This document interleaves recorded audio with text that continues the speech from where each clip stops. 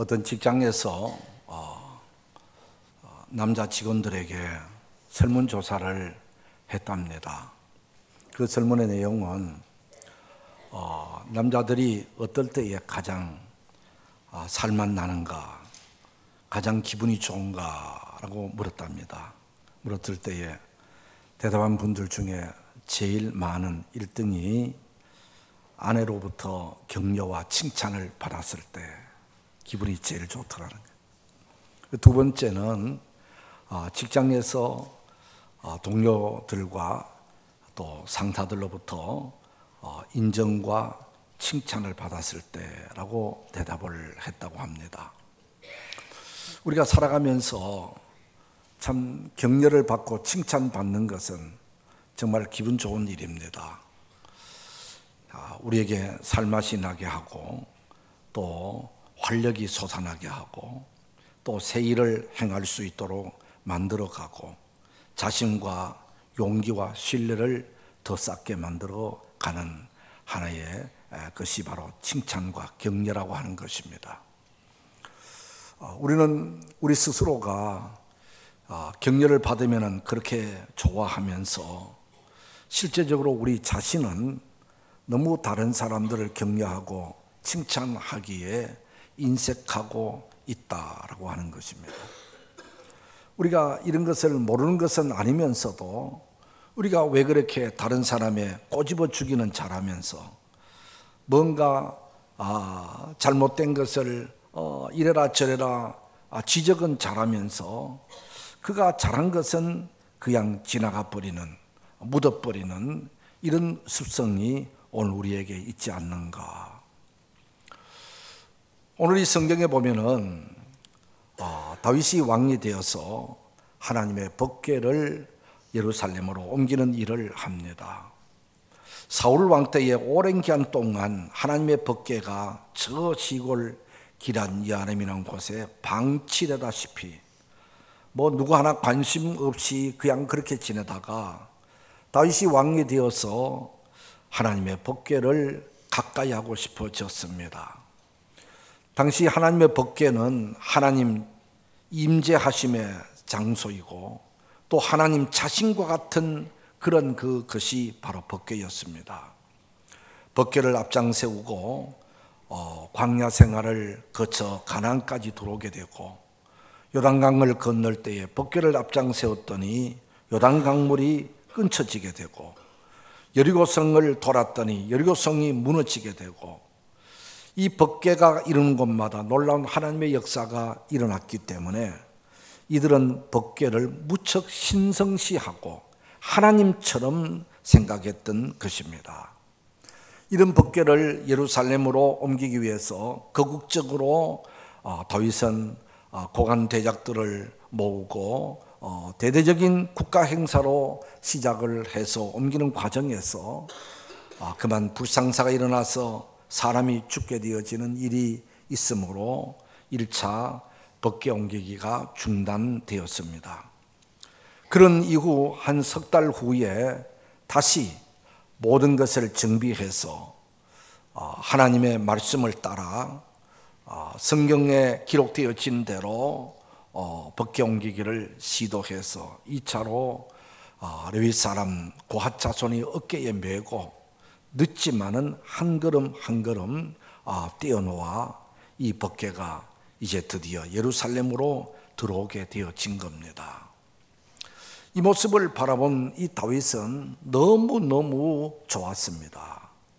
하나님이 지금 가까이 오고 있는 것처럼 느꼈습니다. 하나님을 가까이서 섬기고 되어진 것처럼 생각했습니다. 하나님이 이제 내 옆에 계신다고 생각하니까, 나와 함께하고 있다고 하니까 하나님 자신으로 인해서 기뻐하고 즐거워하고 좋아했습니다. 이 기쁨을 어떻게 주체할 수가 없어서 모든 백성들이 보는 앞에서, 모든 여인네들이 지켜보는 앞에서 나라의 임금님이 덩실덩실 춤을 추었다고 했습니다. 성경에 보면 힘을 다해 춤을 추었다. 얼마나 열심히 추었던지 옷이 내려갈 정도로 그렇게 열심히 추었다는 것입니다. 모든 사람이 법궤가 들어오는 것을 통해서 감사하고 기뻐하고 즐거워하고 하나님을 찬양하고 그런 모습이고 그런 분위기죠. 이런 그 분위기 속에 찬물을 끼얹는 것 같은 일이 하나 생겼습니다. 그것은 바로 다윗의 아내 미갈이 창문을 통해 이 모든 것을 구경을 했다고 했습니다. 모든 사람들은 다 은혜의 현장에서 법궤가 들어오는 그 현장에서 같이 기뻐하고 즐거워하고 찬양하고 춤추고 노래하고 그렇게 모두 하는데 하나님의 은혜라고 생각하며 그렇게 모두 좋아하고 있는데 은혜 받고 있는데 이 미갈은 그 은혜의 자리에 함께하지 아니했습니다. 동참하지 아니했습니다. 먼 발치에서 창문으로 구경을 했다라는 것입니다. 구경꾼이 되어진 겁니다. 다른 사람이 하는 것을 어떻게 하나 구경이나 했습니다. 이렇게 구경을 하는데 다윗이 앞에서 너풀너풀 춤추는 것을 보고서 심중에 다윗을 비난했다. 그렇게 말했습니다. 저게 무슨 꼴이야. 마음으로 영 마땅치를 아니했습니다. 그런데 사람이 심중에 마음으로 뭐 그런 것은 그렇다 하고 그것으로 끝냈으면 좋을 터인데 모든 행사를 마치고 다윗이 집으로 돌아왔을 때에 이 미갈이 이제 입을 열어서 남편인 다윗 왕에게 쏘아붙이는 겁니다. 임금이라는 분이 그 모든 여인들이 보는 앞에서 속살을 드러내면서 춤추는 꼴 좋습디다. 그게 무슨 일들입니까? 비난했다는 것입니다. 빈정거렸다는 것입니다. 다윗은 정말 순진한 마음으로 어린아이와 같은 마음으로 하나님의 은혜에 너무 감사해서 하나님 앞에서 뛰놀았다. 그렇게 말하죠. 나는 하나님 앞에서 뛰놀았다. 사람들이 보라고 한 것이 아니야. 사람들 앞에서 인기 얻으려고 한 것이 아니야. 나는 하나님의 은혜가 너무너무 컸고 너무너무 좋아서 하나님이 가까이 오고 하나님을 모시게 되어진 것이 너무 좋아서 여호와 앞에 뛰놀았다. 그렇게 말을 했습니다. 미갈이 다윗을 왜 비난했습니까? 어쩌면은 말로는 남편을 위하고 왕을 위하고 나라를 위하고 뭐 한다고 할지 모르지만은 따지고 보면은 내 마음에 안 들어서 내가 보기에는 보기 싫어서 그리고 왕이라는 것이 좀 근엄해야지 그게 무슨 짓이냐. 자기 생각, 자기 판단, 순전히 자기 중심적으로 내가 싫으니까 너도 싫고 내가 보기 싫으니까 이것이 안 되고 자기 중심적으로 자기 생각으로 다윗을 비난했다고 하는 것입니다. 우리가 살다 보면은 때로는 충고도 할 수가 있을 것입니다. 때로는 이것보다는 이것이 좋지 않느냐고 이야기할 수도 있을 수 있습니다. 그럴 때는 즉흥적으로 생각나는 대로 하지 말고 정말로 이것이 하나님 보시기에는 어떠할까? 하나님은 어떻게 생각하실까? 심중에 기도하고 상대방의 마음을 좀 읽어보고 상대방이 왜 그랬을까? 상대방의 입장도 한번 생각해보고 신중한 가운데서 기도로 준비해서 우리가 이야기를 할 수 있을 것입니다. 그러나 대부분 비난하고 욕하고 하는 것은 그저 생각날 때 즉흥적으로 아무 생각 없이 아무렇게나 그저 풀썩풀썩 이야기를 한다 이 말이죠. 그러고서는 뒤에 가면은 나는 아무 생각 없이 그랬어. 우리가 그렇게 얘기하지요. 우리가 지나가는 말로 길 가다가 어린아이가 던진 돌에 개구리가 맞아 죽는다는 말이 있죠. 그저 나는 의미 없이 풀썩풀썩 생각나는 대로 한 이야기지만은 그 이야기의 당사자는 개구리가 돌에 맞아 죽듯이 상처를 받게 되고 아픔을 겪게 되고 그 말 한마디에 힘들어 할 때가 너무나도 많습니다. 이렇게 이 미갈이는 다윗을 비방함으로 통해서 성경은 뭐라고 합니까? 미갈이 죽을 때까지 자식이 없으니라. 자녀를 놓지 못했다 그랬습니다. 이것을 성경학자들은 두 가지로 이야기를 합니다. 하나는 여호와 하나님으로부터 징벌을 받아서 자식이 없듯 태의 문을 하나님이 닫으셔버렸다라고 해석을 할 수도 있겠고, 또 다른 한편으로는 그 뒤로부터 남편인 다윗이 미갈을 가까이 하지 않았다라고도 우리가 생각할 수 있다는 것입니다. 어떻든 우리가 분명한 것은 이런 일로 인해서 미갈이는 힘든 남은 생애를 살았다. 불행한 삶을 살았다. 고통스러운 삶을 살았다라고 하는 것입니다. 그런가 하면은 다윗은 어떻습니까? 다윗은 하나님의 법궤가 예루살렘으로 들어오는 것이 너무너무 좋고 기뻐서 춤을 춘 것뿐만 아니라 17절에 보면은 하나님 앞에 감사 예배를 드리고, 또 18절에 보면은 법궤를 메고 온 사람들뿐만 아니라 온 백성들에게 축복했다. 이것은 칭찬했다라는 말로도 우리가 이야기할 수 있겠지요. 그리고 19절에 보니까 백성들에게 떡과 고기와 건포도를 나누고 주었다. 20절에 보니까 자기 가족에게 축복했다. 이 다윗은 하나님의 은혜를 받은 것이 너무나도 감사하고, 또 내만 아니라 나 혼자만 즐거워하는 것이 아니라 그 일을 통해서 다른 사람들을 격려하고 축복하고 칭찬하고 기쁨을 함께 나누기를 좋아했다라는 것이죠. 이렇게 칭찬과 격려를 아끼지 않는 삶을 살았던 이 다윗은 하나님의 마음에 합한 사람이다라는 칭호를 받았죠. 그리고는 그때 당시뿐만 아니라 오늘 이 시대까지 다윗을 성군이라고 이름을 붙이고 다윗을 존중 여기고 다윗을 존경하는 다윗같이 삶을 살았으면 좋겠다는 이런 모든 사람들의 마음을 갖게 하는 겁니다. 또 성경에 보면은 다윗이 가는 곳마다 싸우는 곳마다 여호와께서 이기게 하셨더라. 어디를 가든지 승리하는 복을 주셨습니다.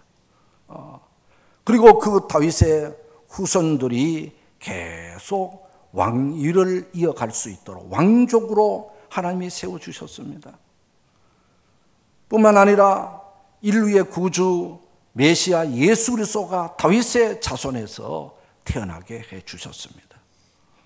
다윗은 정말 많은 은혜를 힘입은 사람이고 복을 받은 분이다라고 했습니다.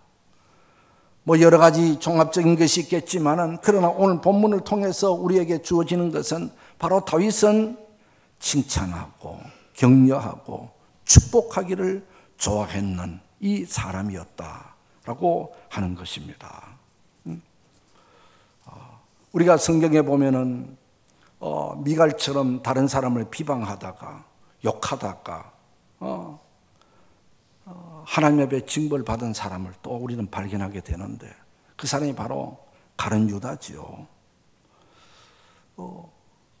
어떤 한 번은 여인네가 귀한 향유 옥합을 가지고 예수님께 와서 그 머리에 부었습니다.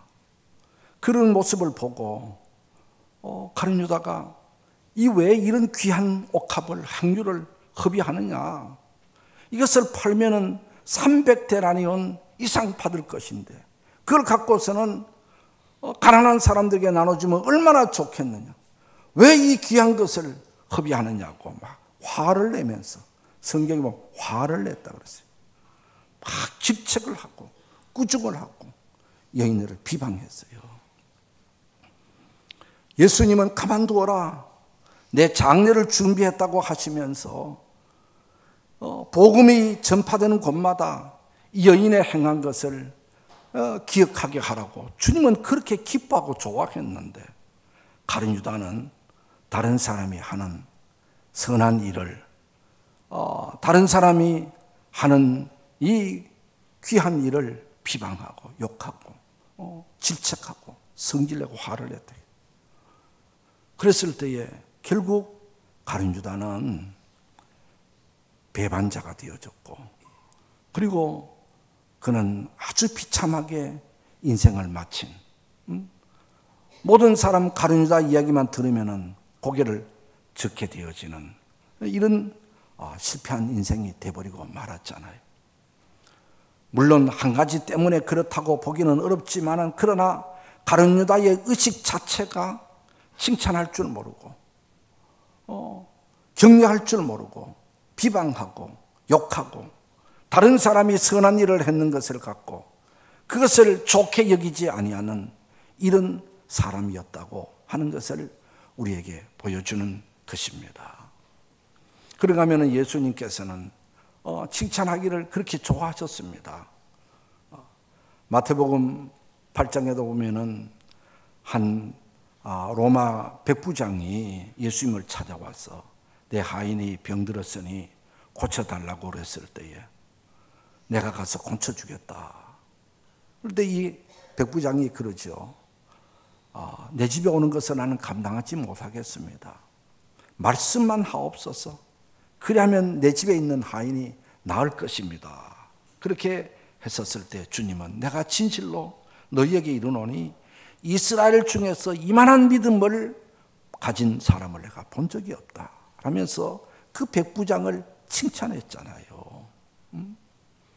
그리고 12의 혈류병으로 앓던 여인, 자기의 몸에 피가 흐르기 때문에 나서기가 두려웠고 겁이 났고 창피스러웠어. 주님의 옷만 만져도 나을 것이라는 이 믿음을 갖고 뒤에서 주님의 옷을 만졌을 때에 주님은 이것을 아시고 이 여인을 찾으셨습니다. 그럴 때에 이 여인에게 내 믿음이 크도다, 네 믿음이 너를 구원했다라고 하며 그 여인의 병을 고쳐주신 일이 있습니다. 주님은 그저 작은 일에도 꾸중할 일이 있음에도 불구하고 꾸중하지 아니하시고 질책하지 아니하시고 칭찬하고 격려하고 용기를 주었던 것을 보게 되어집니다. 오늘 우리의 삶은 어떻습니까? 오늘 우리는 정말 주님을 따르고 주님을 믿는 주의 백성이고 성도라고 하면은 오늘 우리들도 우리의 의식이 우리가 다른 사람을 비난하고 욕하기보다는 그의 좋은 점을 찾아서 칭찬해주고 격려해줘야 이것이 바로 우리가 주님이 기뻐하시는 삶의 방법인 줄 믿으시기를 바랍니다. 어느 교회 여전도 회장이 갑자기 목사님에게 전화해서 울면서 나는 이제는 이 교회에 안 나간다고, 교회를 떠난다고 그렇게 전화가 하더라는 것입니다.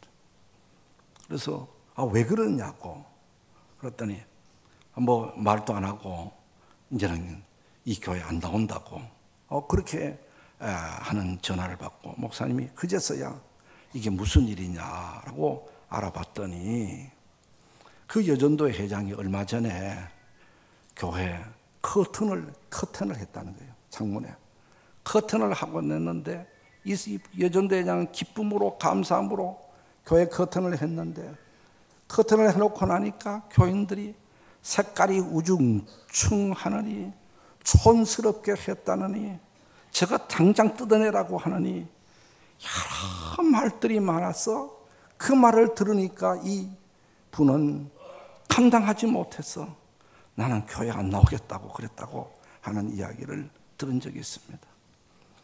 이것이 우리가 오늘 우리의 얘기는 아닌가?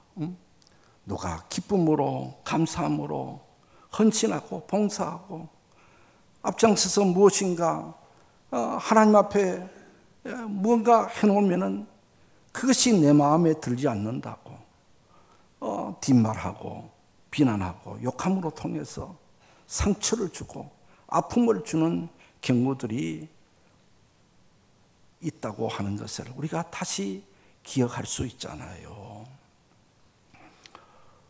우리가 남을 칭찬하고 격려하는 것은 돈이 드는 것도 아니고 뭐 많이 배워야 지식이 있어야만 되는 것도 아니고 무슨 뭐 힘있고 권력이 있어야만이 할 수 있는 것은 아니잖아요. 누구든지 할 수 있는 것이 격려와 칭찬이라고 하는 것입니다. 마음만 새롭게 먹으면 얼마든지 나로 통해서 다른 사람을 세워주고 높여주고 신바람 나게 해주고 세상을 살만나게 해줄 수 있는 이런 그 일이 있음에도 불구하고 우리는 왜 그리 칭찬하고 격려하기를 인색하고 있는지 우리 한번 다시 살펴봐야 할 일인 것입니다. 그 다음 우리는 꼭 또 알아야 할 것은 우리가 다른 사람을 칭찬하는 것도 귀한 일이고 그렇게 해야 되겠지만은 한편으로는 내가 칭찬받을 사람이 되자고 하는 것입니다. 뭔가 다른 사람에게 칭찬받으려면은 칭찬받을 만한 뭐가 있어야 되지 않겠어요? 나는 내 성질대로 내 고집대로 내 마음대로 살아놓고 누가 칭찬해 주지 않는다고 섭섭해서는 안 되잖아요. 성경에 보면은 사도행전 10장에 고넬료라는 사람이 나오는데 이분은 하나님과 여러 주변 사람들로 칭찬 듣는 사람인데 이 사람의 칭찬은 뭔가 구제와 그리고 이 사랑이 그에게는 넘쳐났다 그랬잖아요. 구제와 기도가 그냥 열심히 많이 기도하고 남을 도와주고 섬겨주는 이것이 칭찬거리가 되었다라고 했습니다. 초대교회 일곱 집사들도 성경에서는 믿음과 성령과 지혜가 충만했다 그랬습니다. 칭찬 들으니까 만한 행동이 있으니까 칭찬 들을 만한 일이 있으니까 그 사람들을 초대교회 처음 집사님으로 세웠다라고 하는 것입니다. 예수님은 나다나엘을 보자마자 네 마음에 간사한 것이 없도다. 너는 어쩌면 그렇게 마음이 깨끗하냐? 너는 어쩌면 그렇게 마음이 정직하냐? 주님은 그 마음 중심을 보시고 나다나엘을 칭찬하셨습니다. 바나바 이분은 다른 사람을 세워주고 높여주고 자기의 재물로 다른 사람을 섬겨주는 일을 많이 함으로 통해서 초대교회에 칭찬 듣는 사람이 되었습니다. 오늘 우리를 또 우리가 살아가면서 내가 스스로 다른 사람을 칭찬해 주는 것도 해가야 할 일이지만 내 스스로도 뭔가 다른 사람들에게 좀 다른 사람들부터 칭찬 들을 만한 믿음의 사람이 되어야 될 줄 믿습니다.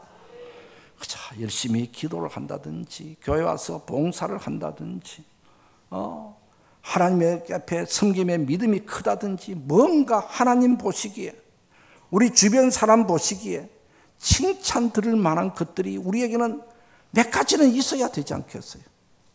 아무리 봐도 칭찬할 것이 없다고 그랬으면 그 인생은 뭔가 잘못 삶을 살지 않았는가라고 우리가 생각해 봅니다. 어떻든 칭찬하고 칭찬받는 삶은 복받을 사람입니다. 할렐루야. 하나님이 이런 사람에게 은혜를 베풀어 주시고 복을 내려 주시고 미래를 밝게 만들어 주시고 사람들로부터 인정받고 존경받게 해 주실 줄 믿습니다. 누가 인간관계가 원만합니까? 왜 외톨이, 왜 혼자 다른 사람들도 돌림받습니까? 만날 때마다 비방하고 욕하고 꼬집어주고 못된 소리하고 싫은 소리하기 때문에 그런 거 아니겠어요? 오늘 우리는 그를 덮어주고 사랑해주고 아껴주고 칭찬해주고 격려해주고 높여주면은 모든 사람들이 나를 다 좋아하게 될 줄 믿습니다. 그래서 세상에서 행복하게 사는 비결이 칭찬과 격려고 하나님 앞에 복 받는 비결이 칭찬과 격려인 것을 우리가 알아서 우리의 생활 속에 우리의 의식 속에 우리는 미갈과 같은 사람이 되지 말고 다윗과 같은 사람이 되어 하나님과 사람들 앞에 귀여김을 받는 복된 성도가 되기를 주의 이름으로 축복합니다. 기도하겠습니다. 하나님,